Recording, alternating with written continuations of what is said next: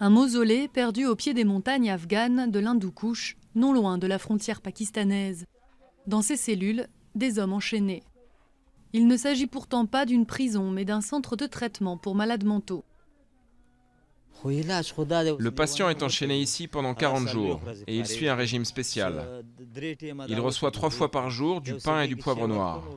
Pendant 40 jours, il reste dans la pièce. Ce traitement éloigne les mauvais esprits. Quand quelqu'un est touché par des démons ou des fantômes, on récite des versets du Coran, on écrit les noms des mauvais esprits et on les accroche près du malade. Le sage soufi Mia Ali Saïb a vécu ici il y a près de 400 ans. Ce sont ces méthodes radicales que le mausolée reproduit depuis. Din Mohammad est un ancien soldat de l'armée afghane. Blessé par des tirs de talibans, il serait devenu fou. Il aurait ensuite volé de l'argent à son père, qui l'a amené ici pour créer un choc et le soigner.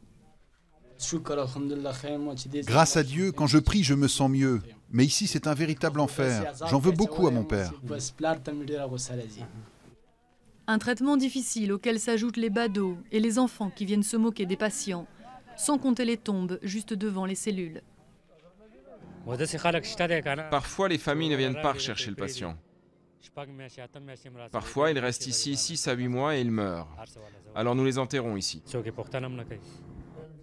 En Afghanistan, il n'y a pas assez de place dans les institutions pour accueillir tous les malades que 30 ans de guerre ont générés. Alors, des endroits comme ce mausolée pallient le manque, même si les professionnels reconnaissent qu'ils n'ont aucune valeur scientifique. Évidemment, si vous ne donnez rien à manger à quelqu'un, quelle que soit son agressivité initiale, il sera beaucoup plus calme après 40 jours. Du coup, les gens pensent qu'il est soigné, mais il n'y a aucune base scientifique à cela.